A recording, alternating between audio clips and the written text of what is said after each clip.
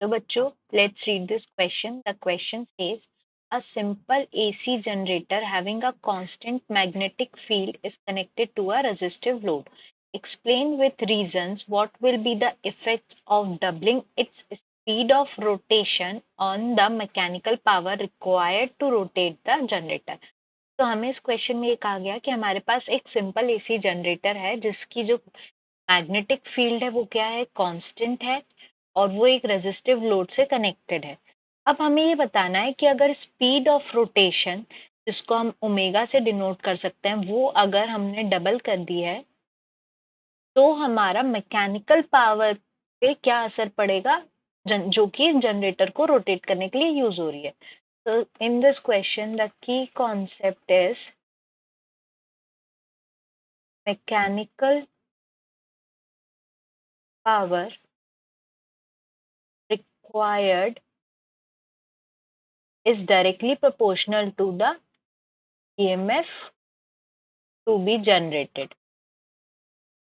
मतलब कि हमें जितना EMF जनरेट करना है उसके डायरेक्टली प्रोपोर्शनल हमारे पास मैकेनिकल पावर को हमको लगाना होता है। अब we know that the EMF generated by an AC generator is equals to NPA omega.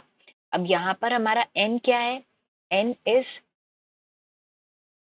Number of turns, P हमारी मैग्नेटिक फील्ड हो गई, A हमारा एरिया हो गया, और ओमेगा क्या होगी हमारी angular speed, where omega is equals to 2 pi F. F क्या होता है हमारा? एफ हमारी हो गई फ्रीक्वेंसी। अब यहाँ पर हमको क्या बोला है कि व्हेन स्पीड इज डबल्ड, तो हमारा ओमेगा क्या हो जाएगा? वो हो गया है 2 ओमेगा। ठीक है, इसको हम ओमेगा डैश से रिप्रेजेंट कर सकते हैं। तो हमारा नई जो ईएमएफ है, E dash will be equals to N B A two omega.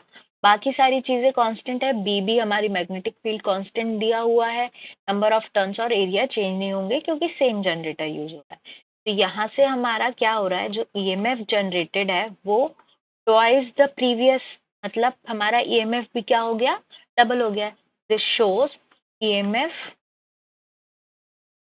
Gets doubled. ठीक है, ईएमएफ भी हमारा डबल हो गया है।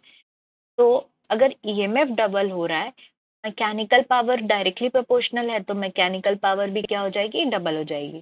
देयरफॉर या ऐसे लिख सकते हैं, सिंस